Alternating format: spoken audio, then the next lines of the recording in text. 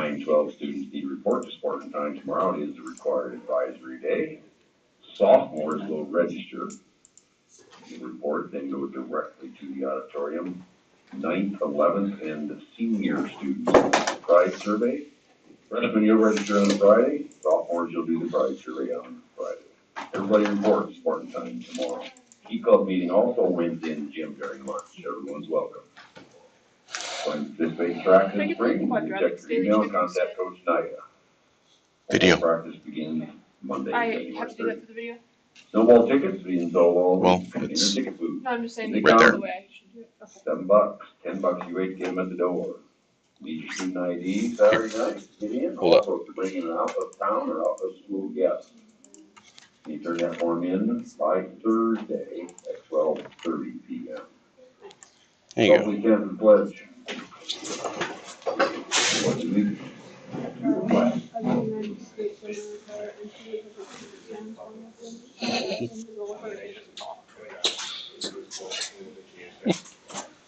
Yeah. This is a Fire Nation attack. What the hell? I think I'm just dissing myself from basic algebra for so long. 1/1. Is that 1 over 1/2? Yeah. Yeah. That just equals 2. So does 1 divided by 1/2 is 1 times 2. Mm-hmm. Yep. Okay, I was like totally tripping. I was like, I was overthinking it a lot. That was one of our assignment problems from yesterday too. Yeah, it Involved was. That's what this is. that kind of stuff. That's what this is. Okay. I see a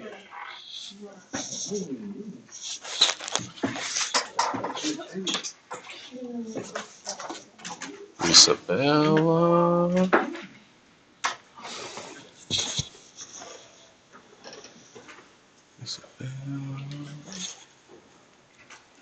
and Maddie Bridger, Cadence,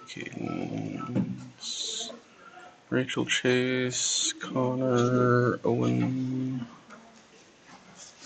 Levi, Lori, Holly, Sammy. Full house. Okay.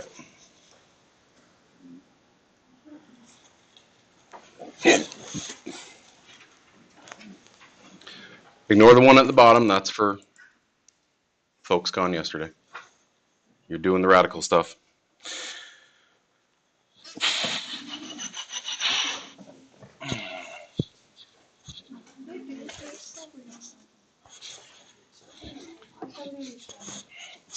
Yeah, if you are ever gone, or if you just weren't in the mental space to be doing a daily check, or you didn't feel adequately prepared for it, then don't do it. It's on the video, right? So if you ever miss one of these, if you ever miss class, if there was a daily check, it's at the beginning of the video. So you just queue up the video, press pause, do the thing, and then press play, score it just like you were in class. Okay? It's just class is recorded. So if you miss something from class, do it on YouTube.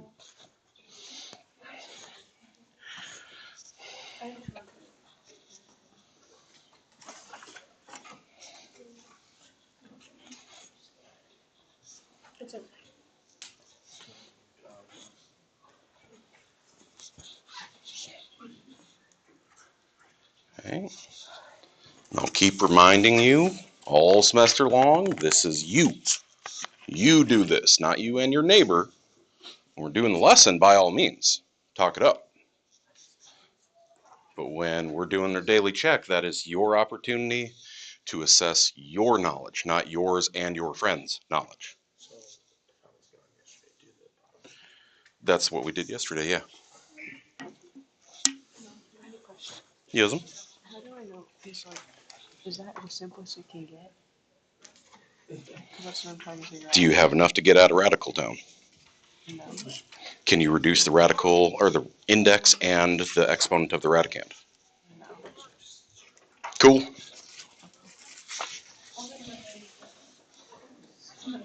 It's those three things. Can anything else come out of radical town? Is there a radical on denominator? Have you taken care of any absolute value that was necessary? That was it.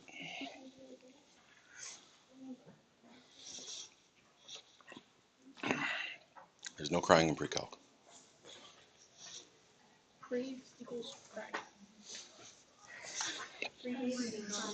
Oh, okay. Oh, that's right.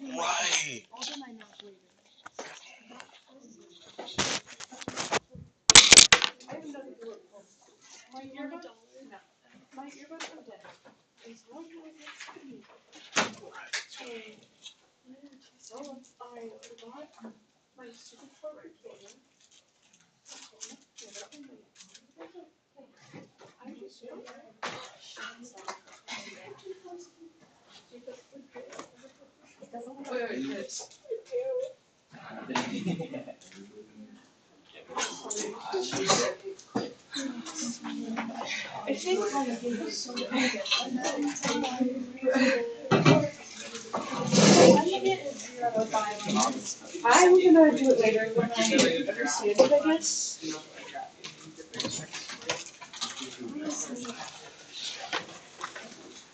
There's cookies in here. There's many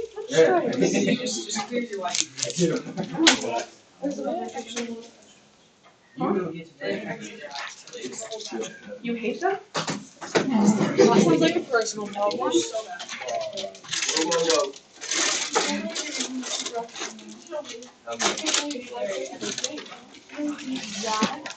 I think it's just sugar.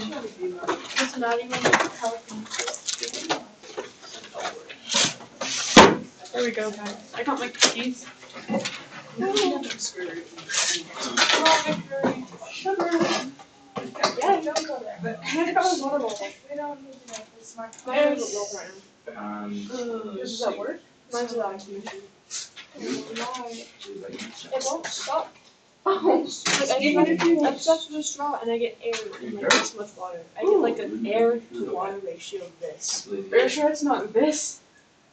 It's like a this. What do you mean? Really, this much water. That's why I'm just surprised about this. But I changed my. I did like that. I did it last night. And then I got my water bottle.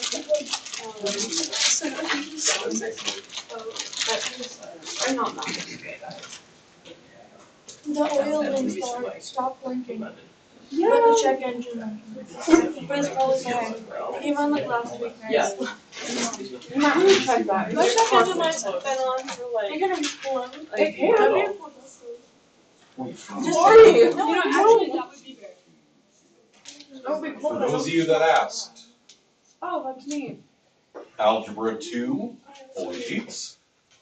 PreCalc, fully sheets. Forgot I left those on the copier.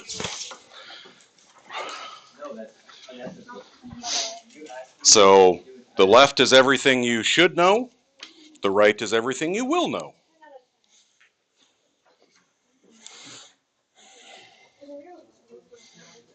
Yo. Yo, I've heard Italian before. I'm not sure if I'm being dumb or not. Thank you. Yeah. Did I multiply? Oh my god, I was like, bro, I didn't do it. I got that for Jaden. I knew it. I was So- like, So the dinosaur? Yeah. It's like one of the horses. It makes noise. This is a stop being mean to yourself stick. No, I make noise. Anyways. Do you multiply like 125 interesting noise. to the fourth? Or do you multiply by? Do you have a charging block? Turn it into rational exponents. That doesn't make any sense. What does that even mean? That's everything we did yesterday. Nora? That's a fraction? Okay, I know No. there's change, there's disruption, I get it. Everyone's all squirrely now. Does anyone need more time for this, or are we okay?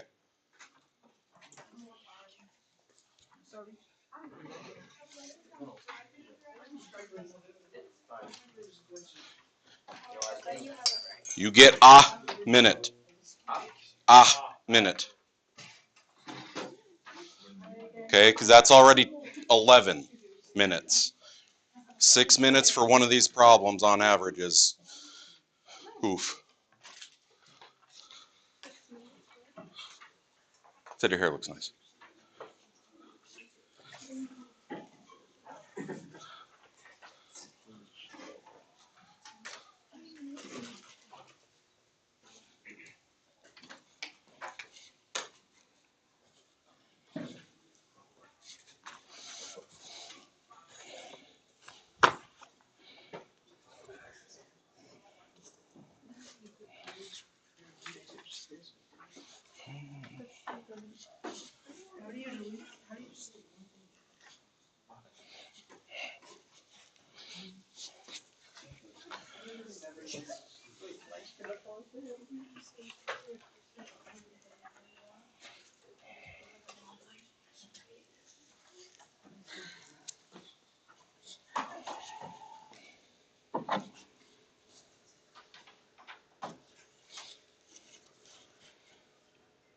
Yep.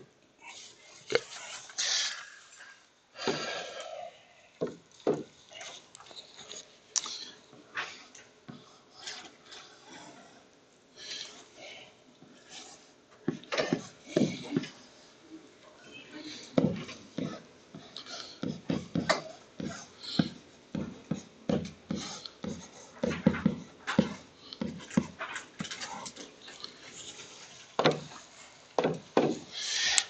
If I have an index of 6, looking at 6th root of thing, I want what to the 6th makes this number. So anytime I'm able to break apart into factors that are something to the 6th, if you call that 2 to the 6th, or if you wrote it out longhand and just have 6 2's on there and you're going to circle a group of 6, whatever the case is, the 6th root of 64 is 2. The 6th root of something to the 24th is something to the what? 4th. And then that other stuff just stays in there. That's it. Okay? Easy peasy. Green. Sound like someone stepped on a puppy's tail. What was that?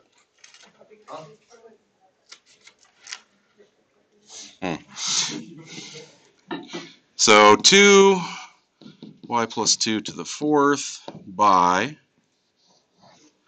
6th root of, I still have a 2y plus 2 to the 4th. Couple notes about this. A, be careful how you write it. The way that I did that is kind of smashed together. And now you're going to group it. Way to go, Frank. If you're going to write two things next to each other like this, sometimes you might have to be careful about how you write things, be more deliberate about separating where exponent and the root is. Do I need absolute value on that expression y plus 2 to the 4th? I took a variable out of a radical, but it's an even exponent. Okay? So no matter what y is, this thing to an even power is still going to be positive, so I don't need absolute value.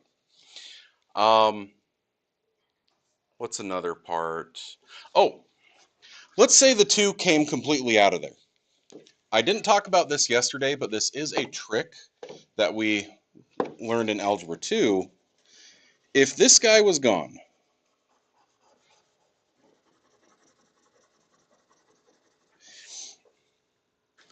I'm also able to reduce because of rational exponents. Remember, this would be y plus 2 to the 4 over 6, right?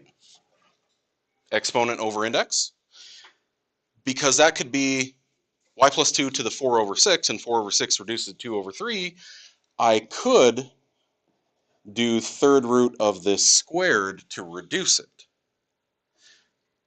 I can't do that in this instance because it would be like trying to reduce something by only, it'd be like this goof.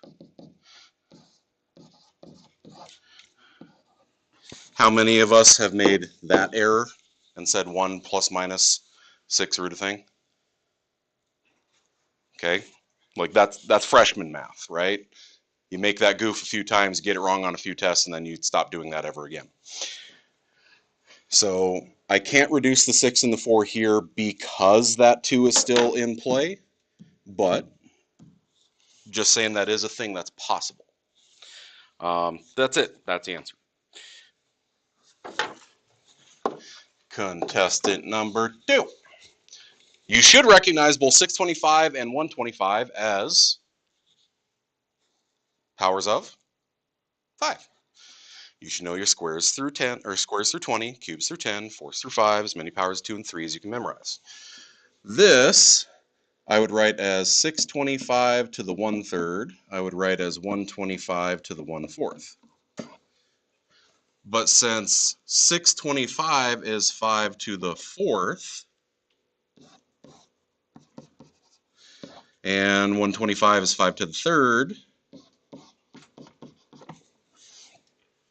I could have, instead of writing them like this, if you recognize the power, you could have gone straight to 5 to the 4/3, 5 to the 3/4. Okay? This is why it works, but you could have gone straight here. What do I do with exponents of the same base divided?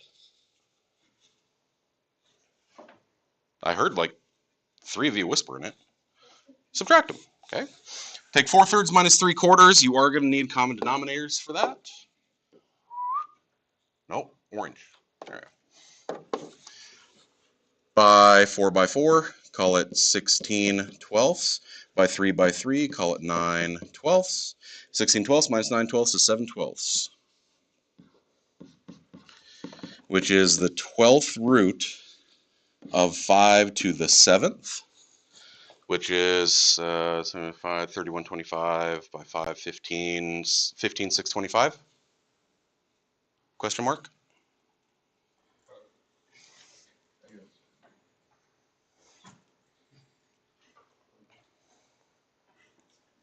Where's the button? Oh, that's 5 to the 6th, and then another one. So, big number. What? If you had left it, I would take this or this. And that was towards the end of what we were talking about yesterday, said there's no hard and fast rule about when you write that out versus when you leave it as an exponent. Okay? There's no real rule about when to do that. So I will accept either one of those answers, and of course, this guy.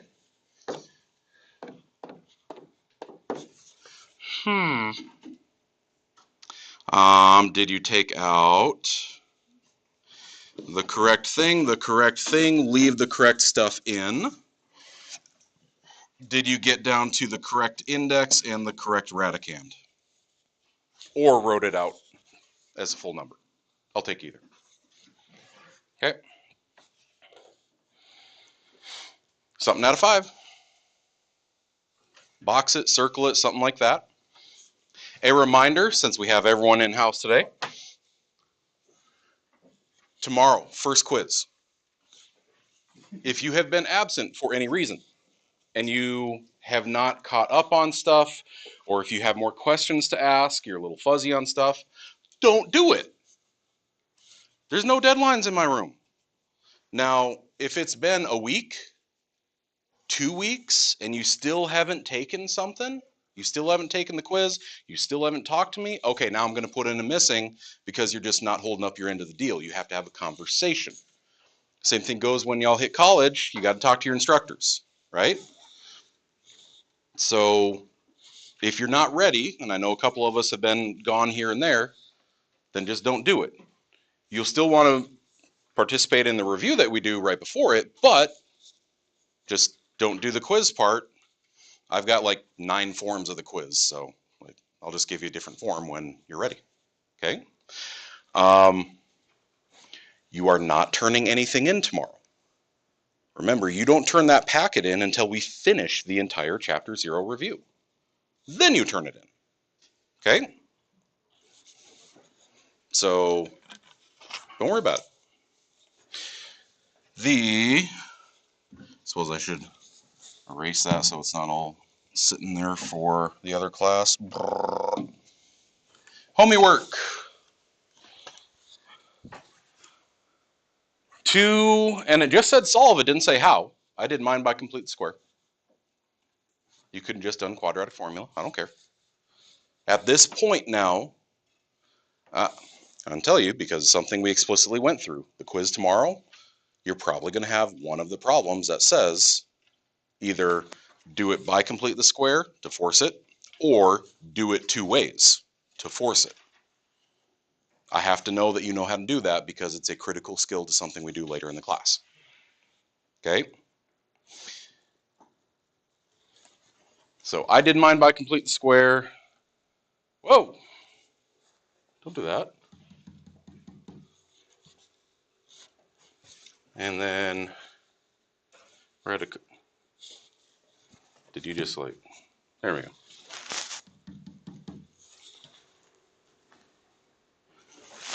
Big? There we go.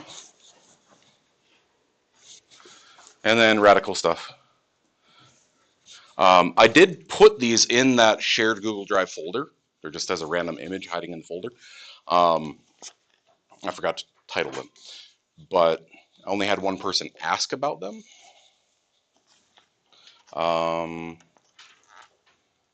3 was odd root, no absolute value needed. 4, absolute value needed on the x and the y, not the z. And I did these problems literally during my freshman Spartan time, which is already distracting, as people were hauling a couch out. So there should be a 3 right here. It's just plain old missing. Just got up and walked out with the couch, I guess. So, who was out in the commons when they walked by? Like, what the? They said they got some looks. One of my boys, 5-year game club veteran, graduated at the semester and got his own place. And I told him that he could just have that stuff since I need to get rid of it anyway. So, any questions about the work? Did you feel confident with it? I mean, it was 4 problems. I hope. Okay, it's all about turning stuff into rational exponents, and then as long as I know my exponent rules, you should be good to go.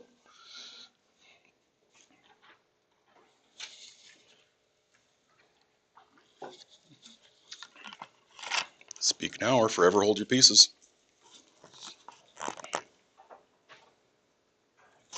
All right. Game on. So, we left off yesterday talking about, well, that's right. We barely got through the first one. The other class didn't get quite to this. The idea behind any equation is that its graph is the set of all solutions. Like, you can put any number you want in for x, right? You could pick 1,000. Plug it in and you're going to get the y that goes with it. And that coordinate, 1,000 comma thing, is a solution to the equation because it makes it balance. It makes it true. So when I graph the equation, -2, +3, get a slope. When I graph that equation, that blue line represents everything that makes this true. And it's everything because it's a continuous line. Think about it like an infinite number of dots, an infinite number of coordinates. And then next to that is everything that makes this one true. Dot, dot, dot, dot, connect. So blue line is all of the solutions for blue equation, orange is for orange, and in the middle, that's the one that makes them both happy. Okay. This is algebra half. If you can't do this, I don't know what to tell you. All right. This is solving a system by graphing. What happens when you solve a system by graphing, but they meet like there. Do you know what that coordinate is? Is that negative 2.1? Is that negative 2 1/3? Is that negative 2 5/17? Since you can't do everything by graphing, because not everything will meet at a nice coordinate for graphing, that's when we also had substitution and elimination. I hope you remember them, because they are critical to doing a 3-variable system. So, show me you remember algebra half. Substitution. You get one of them by itself, one of those variables, x or y, first or second equation, get it by itself, plug it into the other. You are saying x equals this junk, replace x with junk. When you decide what variable to get by itself, you're like a lion stalking the herd. You want the weak and the sick. Who can you take down? Who's the easiest to get by themselves? Usually whoever's got a coefficient of 1 or negative 1. Because then I don't have nasty fractions all over the place as I'm working.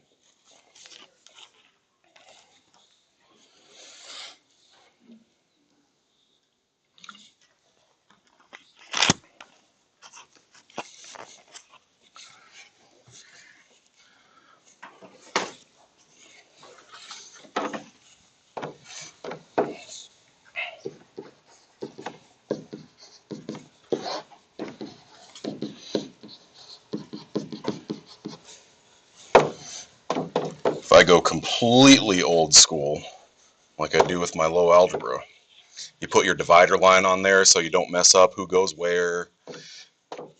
You write your cute little 0 so you know that it's still a negative y. You divide everything by negative 1. Ah, the good old days, right?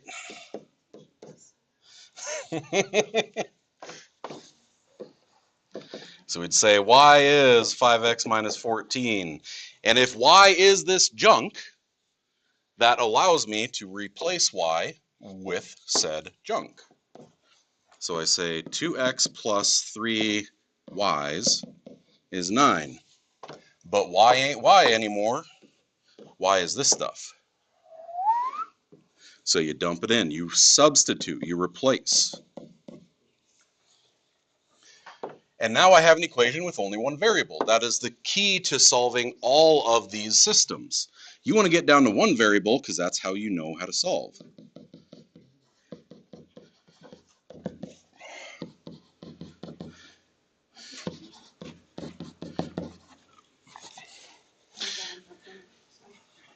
And how many of you, back in the day when you did these, you got to x equals 3, you moved on with your life to the next problem, and you got 1 off?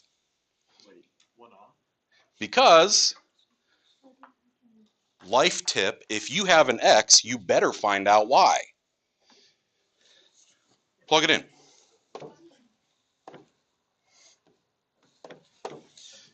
Okay. Y is 5x minus 14. You better plug that in to find out the y that goes with it. So you get 15 minus 14, and you write your coordinate, because this is a coordinate. Oh, other way around.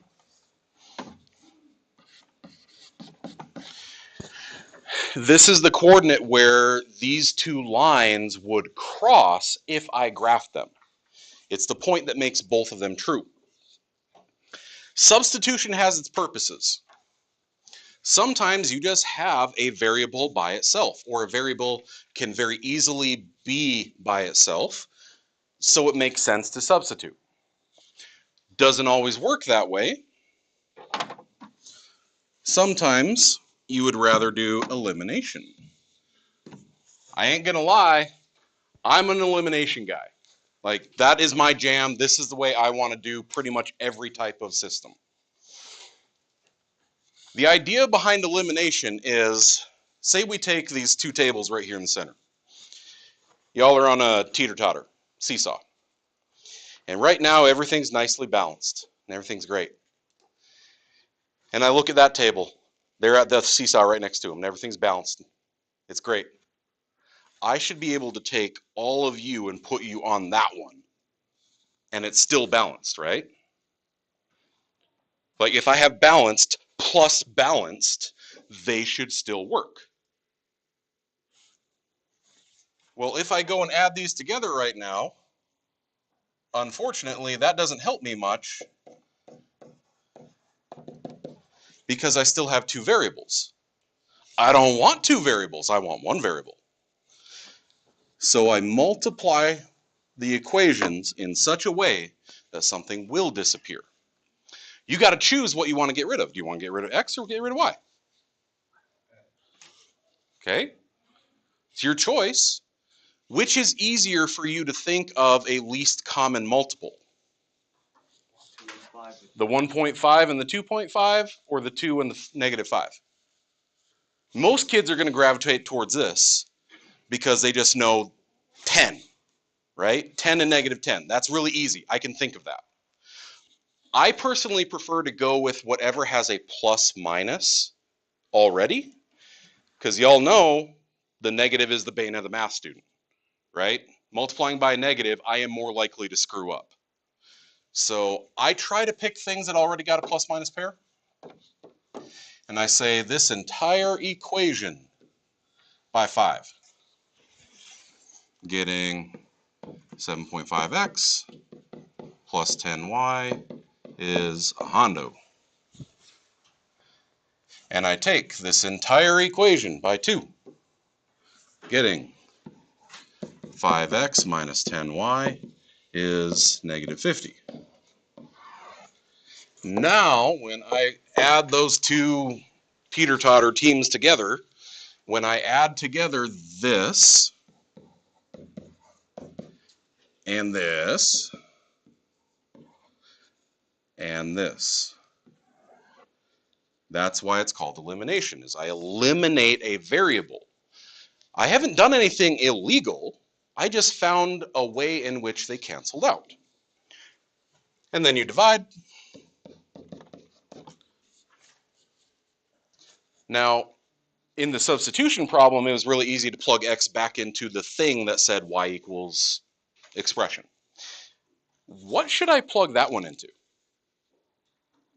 For X, and then whatever one. Either one of the originals, right? It doesn't matter which one, because isn't this two lines that are crossing?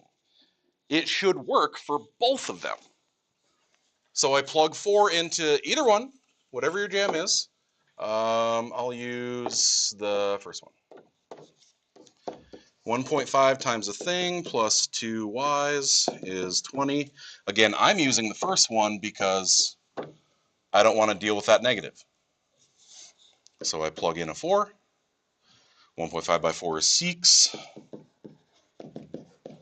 Subtract. Divide. Make sure at the end of it, again, you write your coordinate. Okay, don't just leave them hanging out there separately, bring them together. Okay?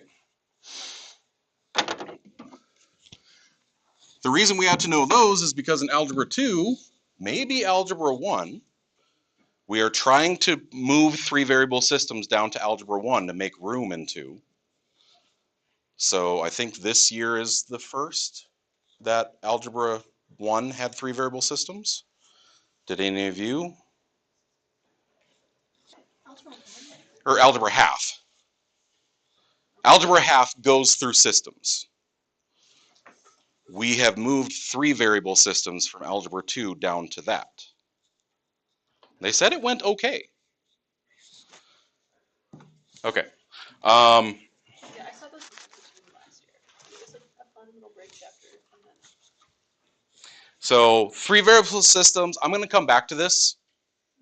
I'm going to come back to this because we got to talk about some other stuff with 2 variable. Remember, there are different ways that the solutions can end up. If I have 2 lines and they cross, well, that spot they cross, that is my intersection, that's my solution. Well, what happens if I graph the line and then I graph the other line and then the same friggin' line? No. Very close. And it sounds like a semantics thing. Normally, when we get like 5 equals 5 as we're solving, we would say all real numbers.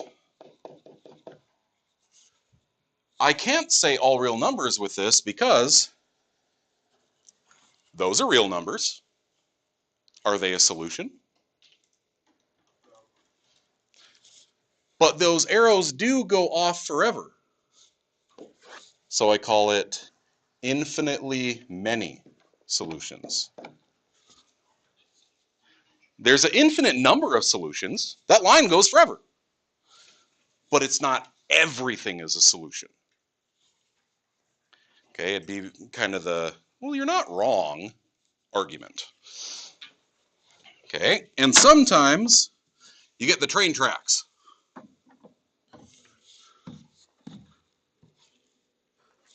Remember what those are called? Well, yeah, it's no solution. They're never going to cross. They are parallel lines.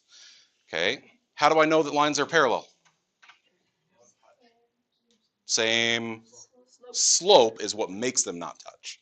Because as one goes down 4 over 3, the other goes down 4 over 3. I don't know, you ever seen those awkward kids where one kid's trying to touch another one and the kid just keeps backing away like this? Like, as one moves, the other moves. They're just going to keep going. They're never going to collide. They're never going to connect. So it's no solution. Do you remember those words at the top? There are different vocabulary terms for this. If there is a solution at all, it's called consistent. If there's no solution, it's inconsistent. If there is a solution and there's only one solution, it's independent. But if there's infinitely many solutions, they are dependent on each other. Okay? So those are just other vocabulary words that you may have heard. And the way that I find them, very simple. When I try to solve, something going to happen like, right now, if I add all that junk together, I get 0 is. Dependent is infinitely many. Independent is just one. If I add these together right now, I end up with 0 equals 38. Last I checked, that was not a true statement. So if I ever get a false statement that tells me there's no solution, which tells me it is inconsistent. But if I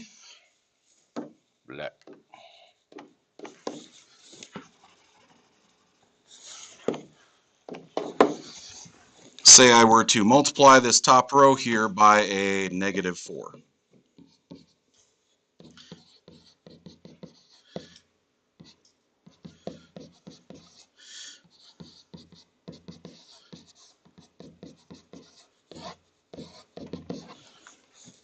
I got an awful lot of kids that'll see everything canceling out and say no solution. Does 0 equal 0? Yes. Yeah. And I got a true statement. True statement means there's infinitely many solutions, which I will call consistent and dependent.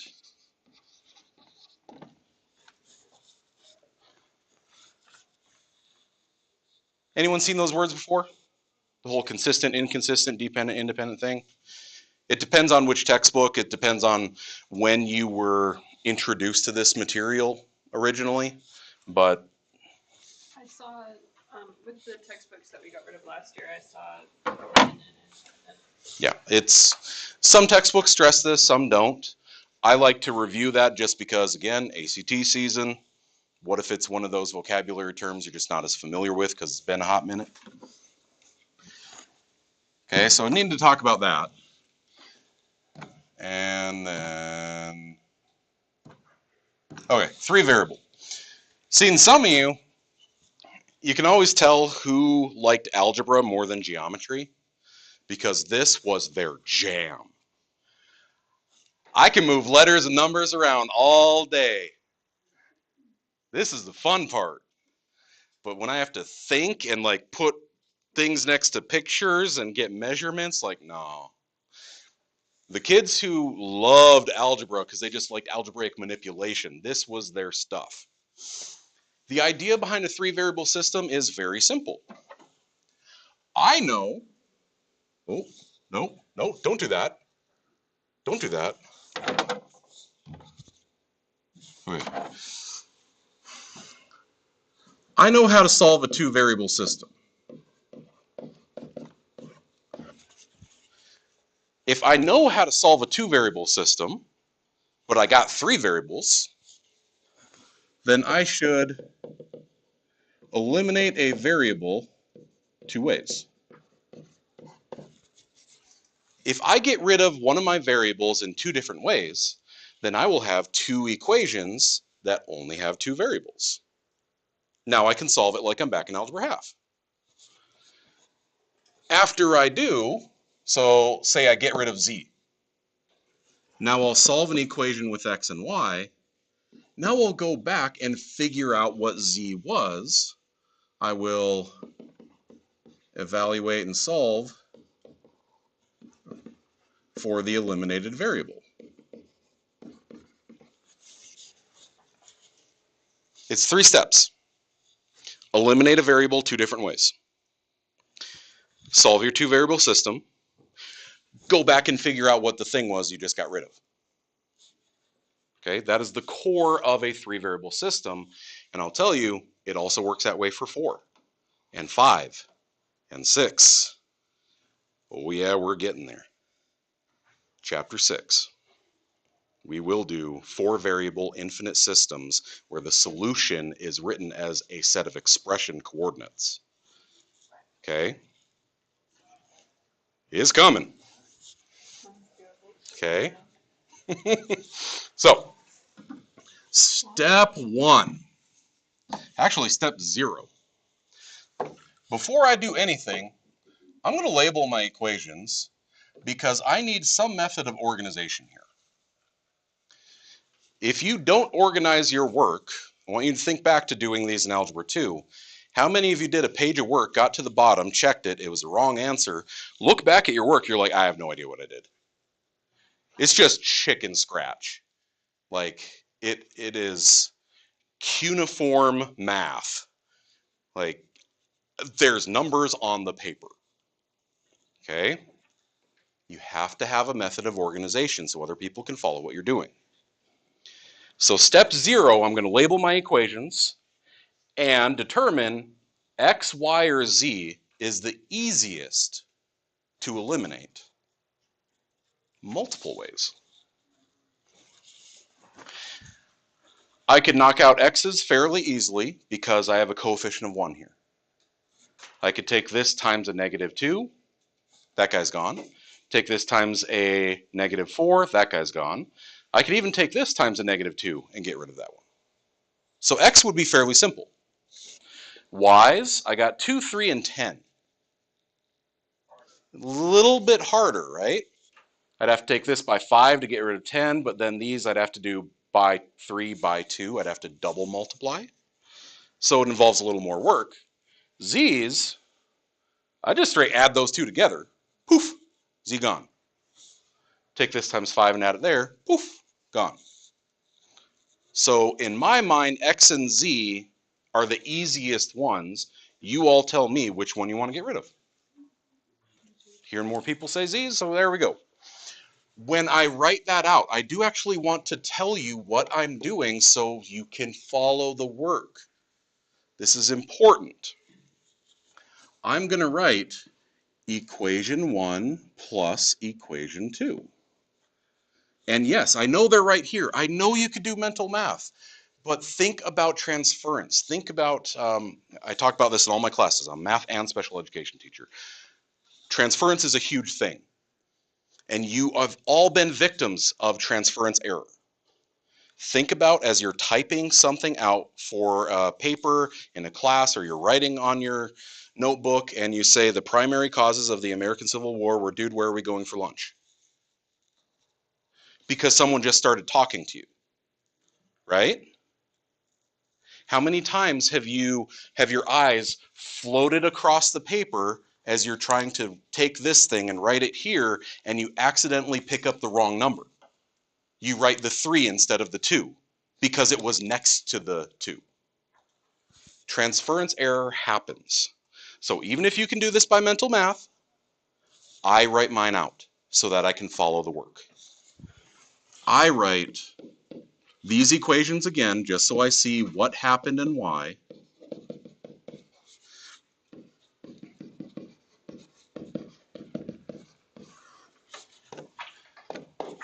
And I tell you 3x plus y is 22.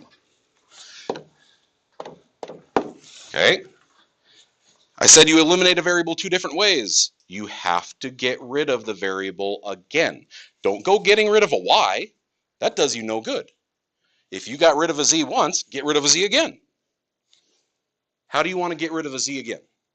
You just can't do equation 1 and 2 again. 1 and 3? Okay.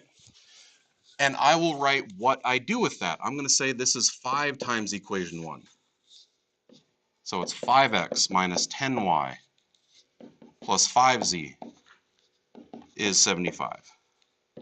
Equation 3, 4x, 10y minus 5z is negative 3.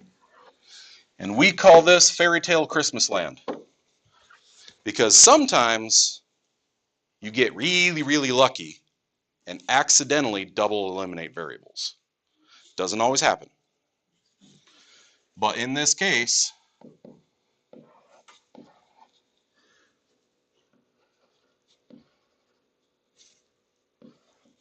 you ended up eliminating 2 different things.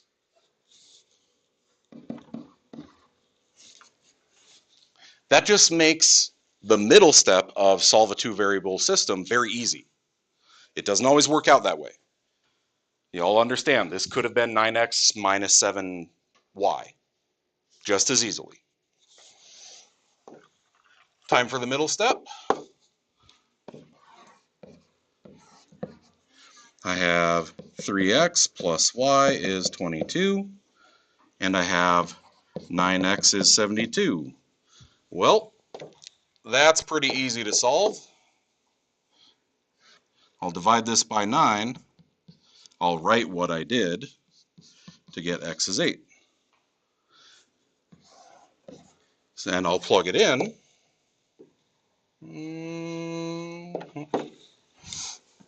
3 times a thing plus y is 22. We said that thing was 8. So I get 24 plus y is 22. So y is negative 2. I have an x and I found out y. I can move on with my life, right? Wait. The way you wrote it that way, why does y just disappear?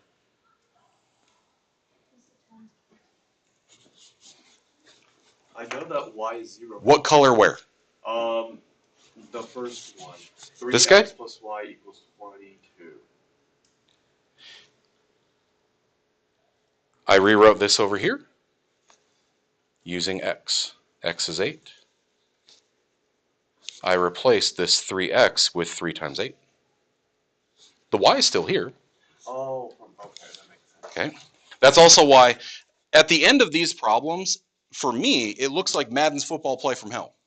Like you got arrows going in every direction because I'm showing you not just what the number is, but where it came from. I'm showing you that I wrote these 2 equations down here. I'm showing you that I put this 8 into this equation so that I can see exactly where it came from. It's like following a map.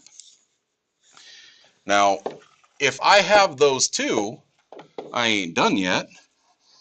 X is thing, y is thing. I still haven't found z. I come all the way back to the beginning. I pick one of these, Which one seems the best to go solve for z? Probably the first one, because z has a coefficient of 1.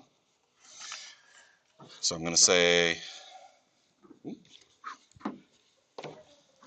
and I will write that. I'm going to say equation 1 is x minus 2 y's plus z is 15. I'm going to plug in 8 and negative 2 respectively, because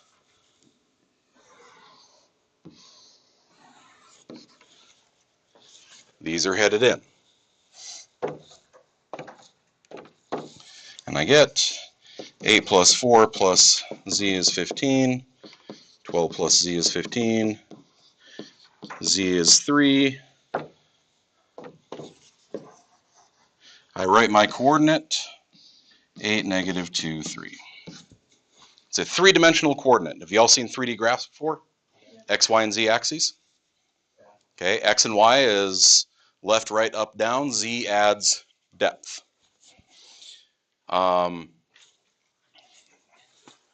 You need some method of organization for this. Mine usually follow this big circle.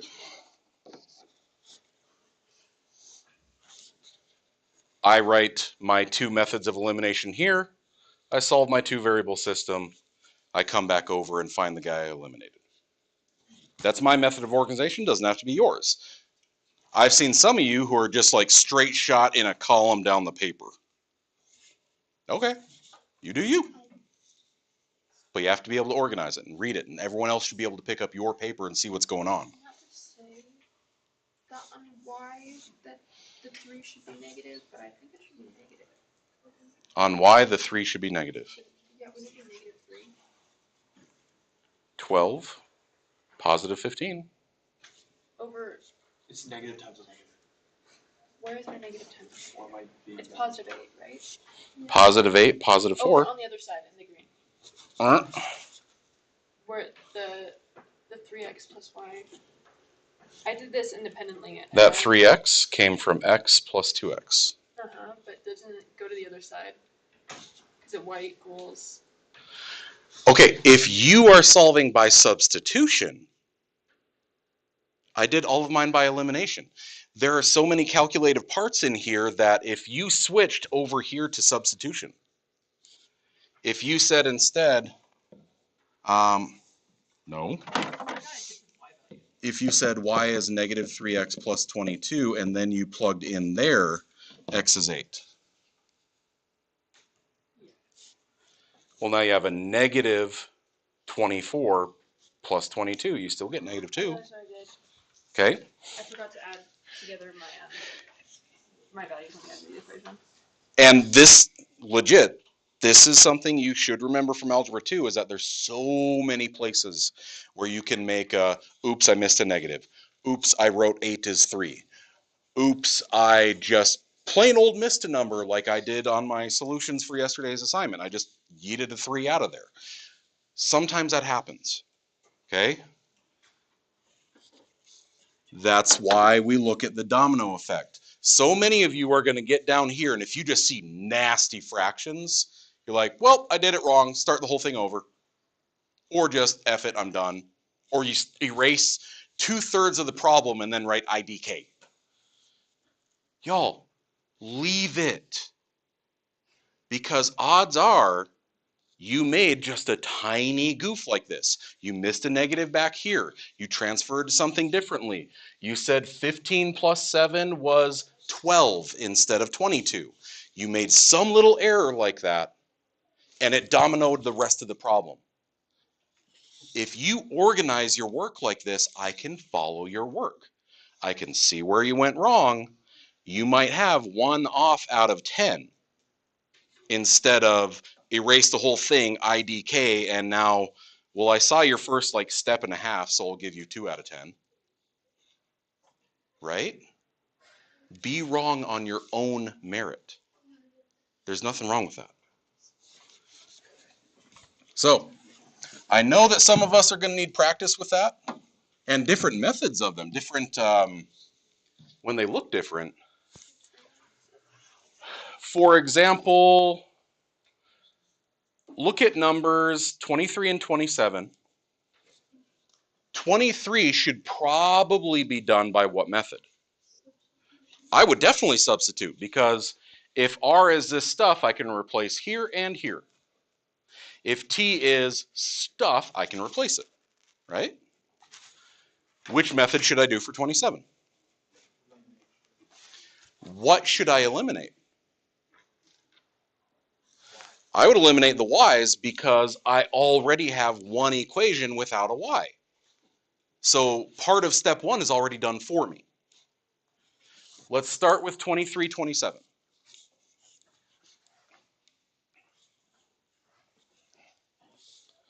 Okay. I see more of you like, oh, like prairie dogging around the corners of other people's heads, kind of like when that guy sticks his head out from a cubicle.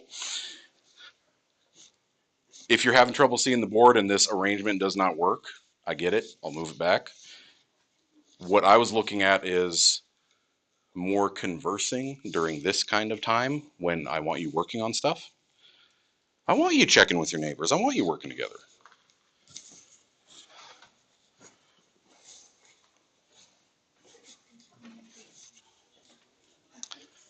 And remember, the way that you set it up ain't going to be the way that everyone at your table does. Right there. If this is not enough room for you to work, especially for those of you that write gigantonormous, go put it on a separate sheet of paper. Just staple it in the back. Or you have extra paper in the back of your packets. Do it back there. Just next to this problem, right in back.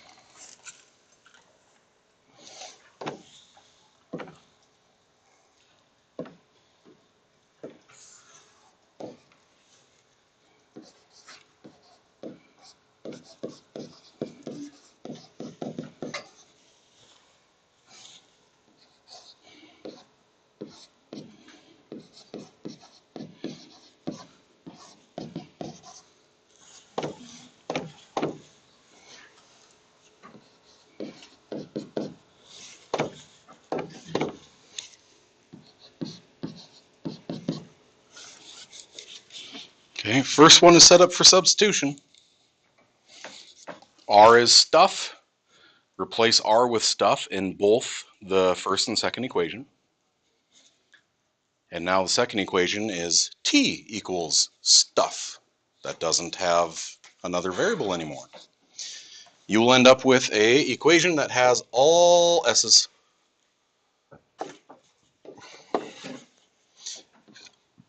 Getting 15s plus 5 minus 4s minus 12s minus 3 is 3. Combine like terms. 15 s's minus 16 s's is negative s's. 5 minus 3 is 2. Subtract, divide, s is negative 1. And if I know that,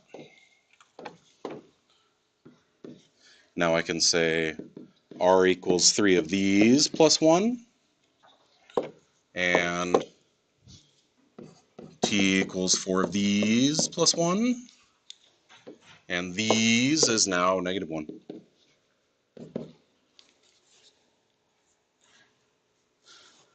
Getting r is negative 3 plus 1 or negative 2. Getting t is negative 4 plus 1 or negative 3. What order do I write that in?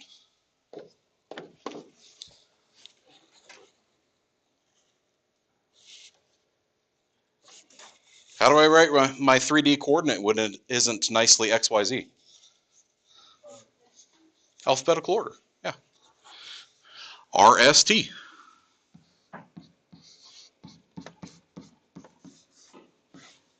Which is going to make someone in here twitch a little bit because it isn't 1, 2, 3.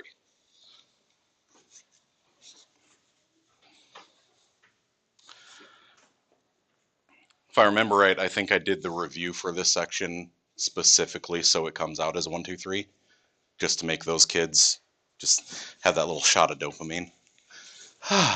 Okay, we're better now.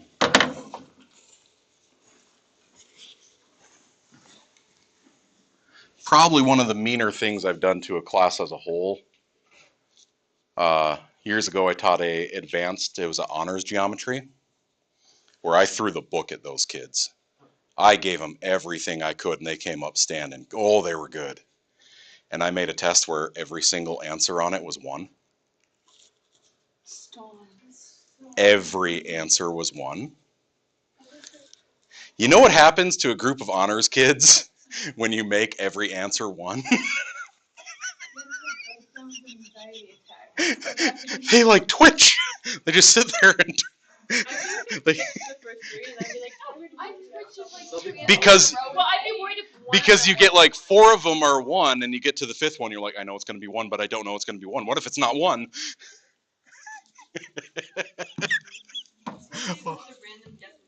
Oh man, it was great.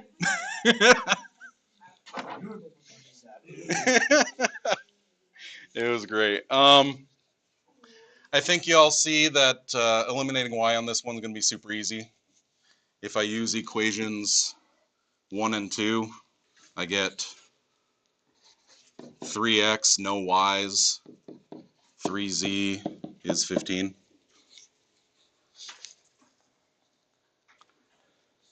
But then, wait a second.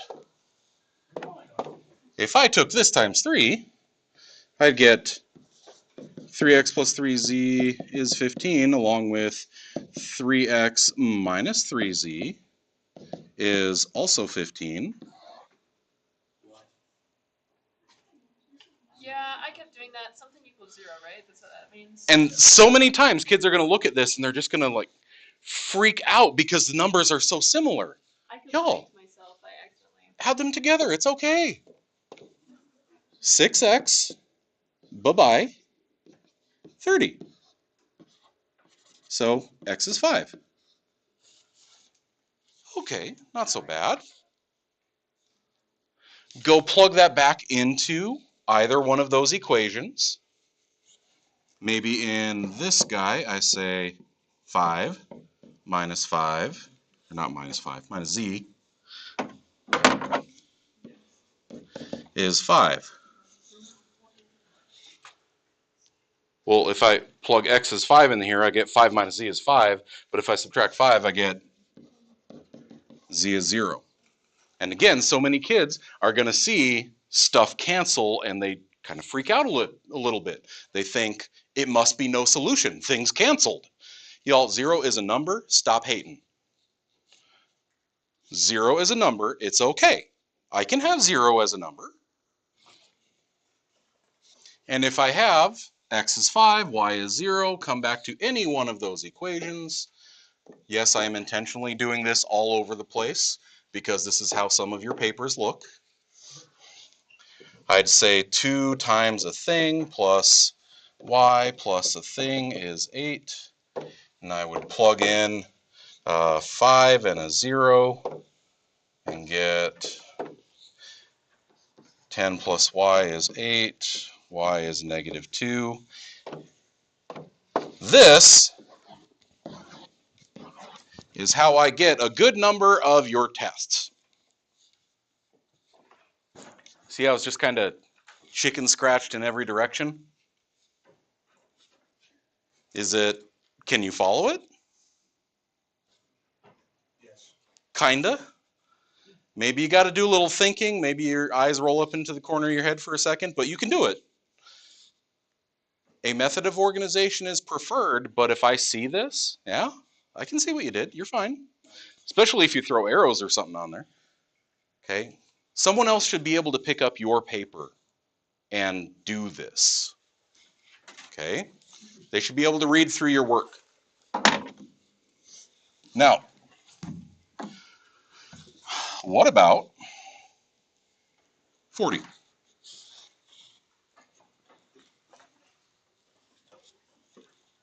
What?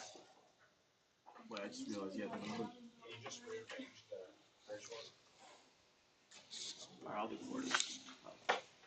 40. What's wrong with 40? Okay? The equations aren't all in standard form. Standard form would be x, y, z equals c, constant. I don't have it in standard form, so I will rewrite it in standard form, and then on down the rabbit hole we go. Okay? Rewrite each of them in standard form, and then go.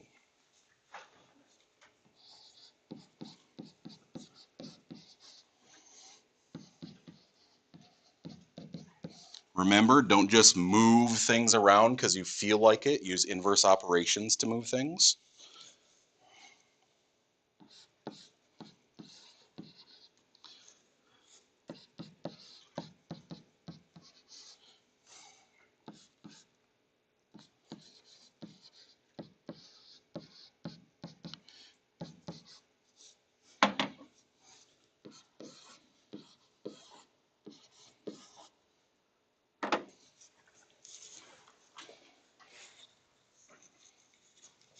So start by making sure that you have it written in the correct form, that we didn't goof anything.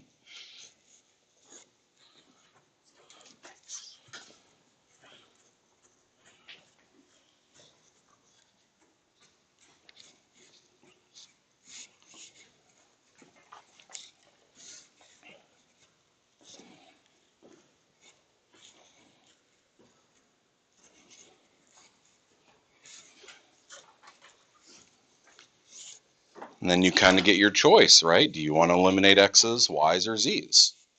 How are you going to do it? I would bet that in this room alone, we would have 4 or 5 different ways of people starting the problem. That's okay. Check with your neighbors. See if you're kind of on the same path. Yes, ma'am. Okay. So right here, would I subtract these or add them? Well, what'd you do here? Subtract or You added these, you added these.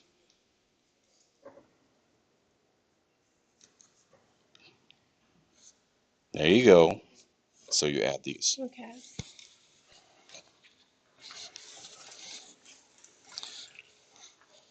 Okay. If you're in pre-calc, you're probably one of the smarty pants kids that's used to trying to not show, oh no, I have to think about something. It's like this moment of personal weakness, or I don't know. Y'all, finger math. Get your fingers on the paper and physically track your work as you're doing it. There's nothing wrong with it. I'm the math teacher. I will count on my fingers. There is nothing wrong with it. Okay? Absolutely nothing wrong with it. Use the tools and skills that get you by.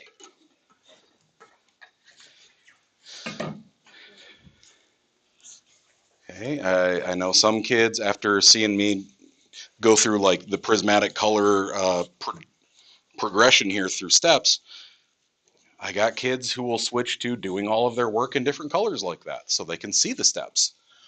Go for it! Do what works for you. You want to do all of your work on a separate sheet of paper that is different colored because the white freaks you out. Do it.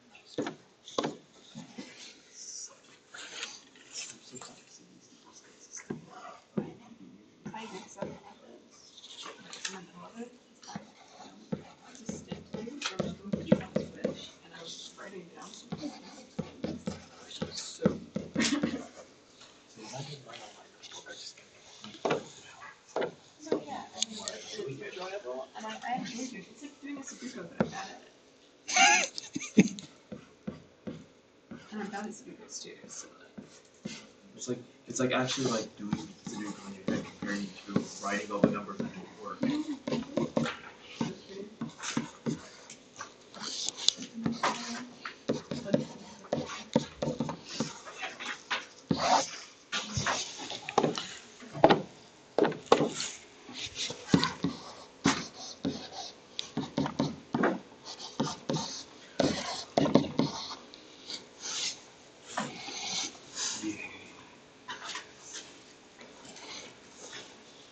That person don't succeed.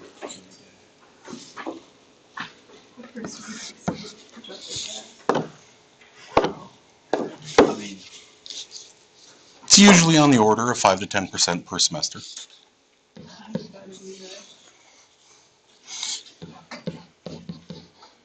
like the kids that split the first day of French 1 and 2 and speak French. Goodbye. I'll be honest, I talk up the you need to know this or else game on week 1 to scare off the ones who probably shouldn't have been in there anyway. Did you lose a bunch of kids this year? 2 out of 28. Yeah, that's pretty good.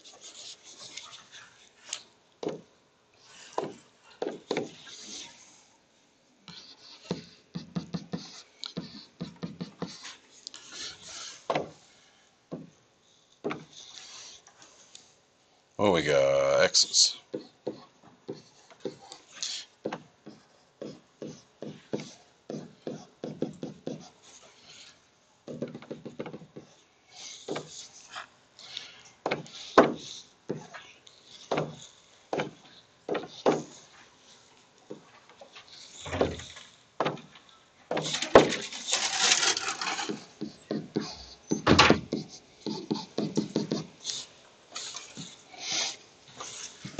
Did we get there?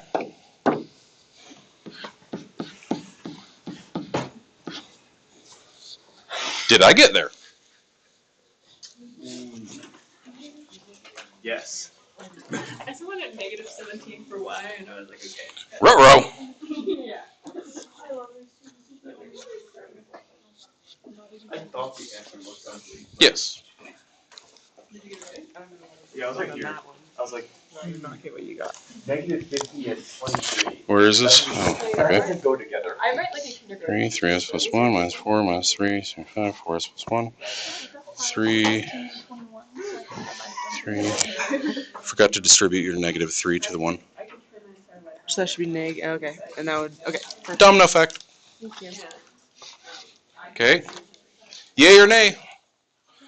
-1, 2, 0. Do you understand the process? Maybe we just made an arithmetic goof in there.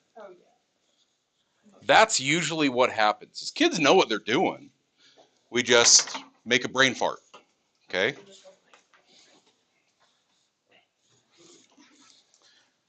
Sometimes you just got a brain goof, and that's okay. If I leave it like this, would you be able to follow that? What if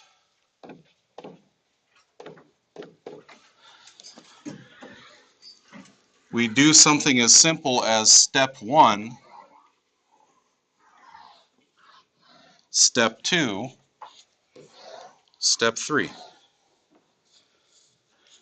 You're so kind. Then do you see what's going on? Something as simple as visual tracking like that, being able to segment your work, it can make a difference. So, we did 3 variable systems back in Algebra 2.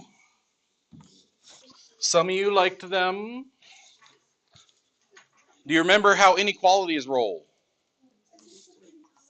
This is the pretty color one. Okay. Now, well, yeah, it's algebra half. This is like nostalgia territory now. Yeah, it's like. Okay. I'm not gonna lie, I didn't like this because I hated the coloring. Alright. Okay. Now, most of us, yeah, we can graph a line. Start at -3, slope is 1/2, up 1/2, up 1/2, up 1/2, up 1/2, up 1/2, up 1/2, down 1 back 2, down 1 back 2, down 1 back 2, down 1 back 2.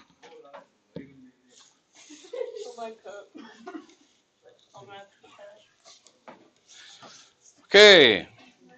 Do we remember what is different about inequalities besides graphing a regular line? The opaque line versus like the dotted line. Remember open circle versus closed circle with inequalities? Yes. A closed circle filled in. It can equal this. An open circle, it can't equal this, so I put a open dot on my number line, and it's as close as possible to it without touching it. It's the annoying little sibling saying, I'm not touching you, I'm not touching you, I'm not touching you. Like if it's open circle on 4, it's at 3.9999999999999, as close as possible without actually touching it. If I did a chain of those open circles, I show it as a dotted line. If I have a chain of those closed circles, it's a solid line. And it's very simple. It boils down to that inequality. More ink here, more ink there.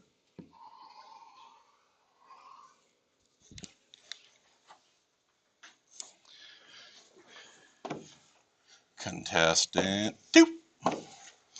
Start at 7, slope is -2. Down 2 over 1, down 2 over 1, down 2 over 1, down 2 over 1. I make as many points as I possibly can, right? The more you have, the more accurate you are. It's or equal to, so it's a solid line again. That is an atrocious line. Let's try that again. That's closer. We get the idea. Better. All right.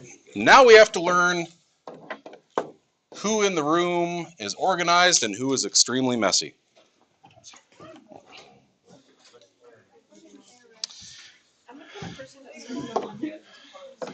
All right.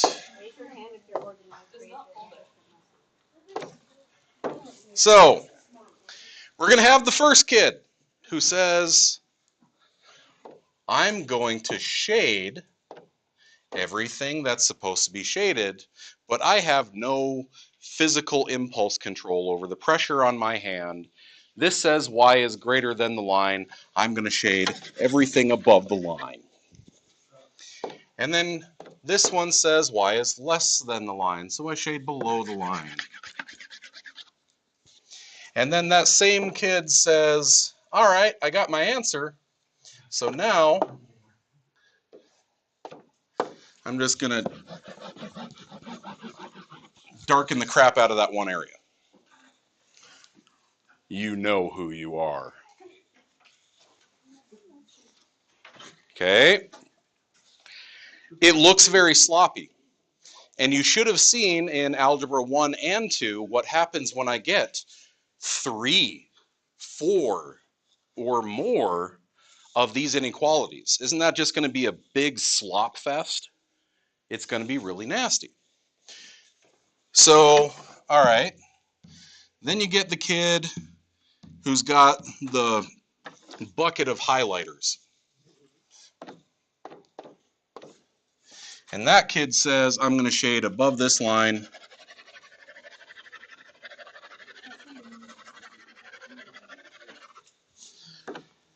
And I'm going to shade below this line.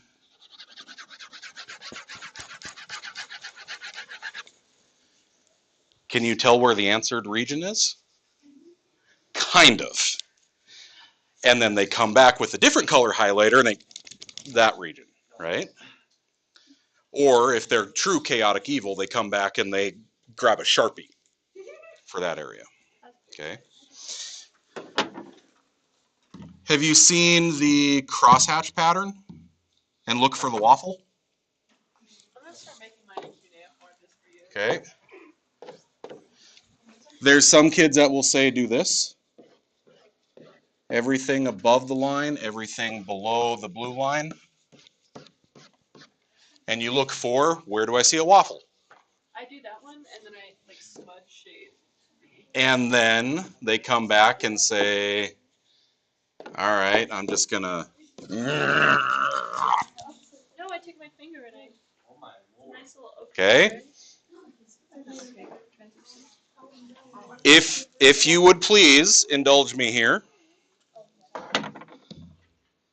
I do believe that there is an easier way, and it is simply put some arrows on there and then shade the region.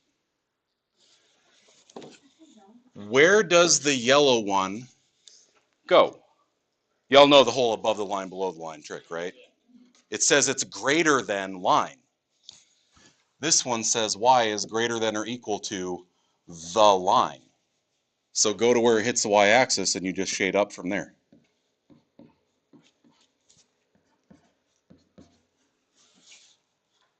Another way to do it is I can plug in a coordinate, right? You just see whether it's true or not. If I plug in 0, 0 into the yellow equation or inequality here, I'll get 0 is greater than or equal to -3. Is that a true statement? If it is, then 0, 0 is an answer. That means everything on that side is an answer. Blue, this says y is less than or equal to the line. So I shade below that line. I go to where it hits the y-axis and I aim down towards here. If all I do is a couple of little arrows on there, can you see where all the arrows are pointing? The region where all the arrows are going to land and be happy? Everyone is headed into this top left segment. So that's exactly where I'm going to go. And then I shade just that area.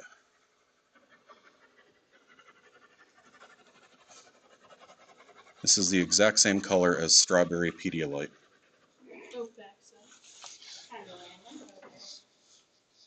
Baby bear got sick again. So, there you go. It's a lot neater, right? So, you do you, but everyone in this room better be able to pick up that paper and tell where your answer is. Hopefully, it doesn't look like you murdered a pencil. Okay? Your paper should not look like a crime scene.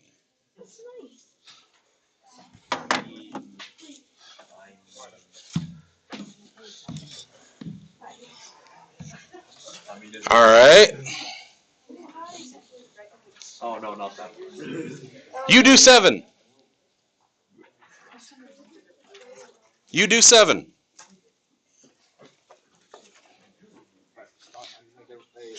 Graph it, graph it.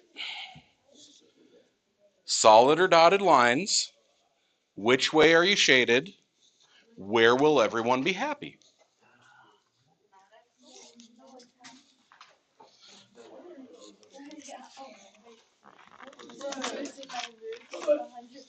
No, what if there's a place where nobody's happy?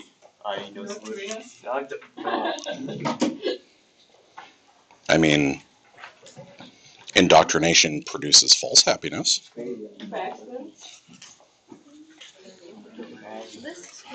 never had to like choose from like 200 haircuts. Now you have like 15 haircuts that I can choose from. I feel like I would take a long trip. And if I didn't have to choose with me, it would be interesting.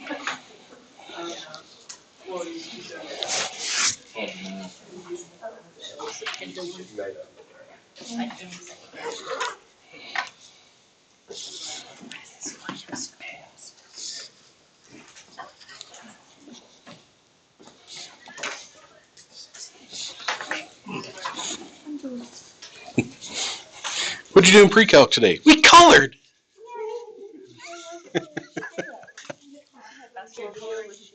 Just color.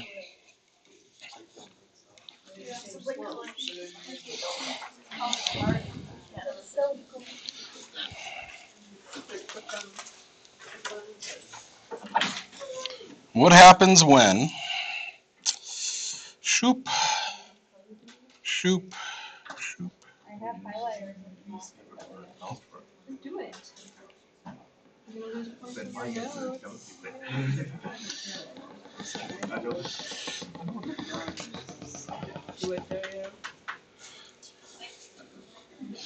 Oh, that says -8.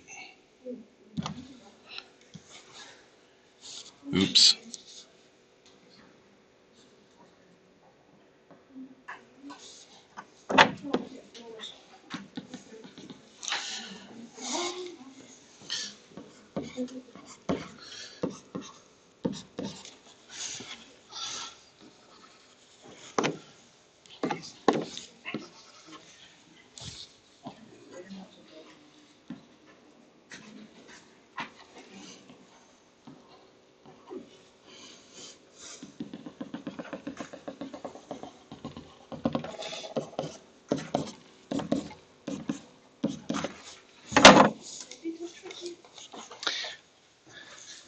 And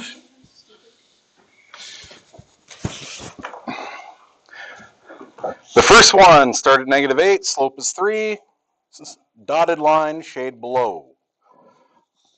Contestant 2, start at 4, slope is 3, dotted line, shade above. And you ask, where do these overlap? So what's the solution? There isn't one. Don't shade anything on the graph. This is another reason that I prefer to use those little arrows, because nothing should be shaded when I'm done because there isn't a solution.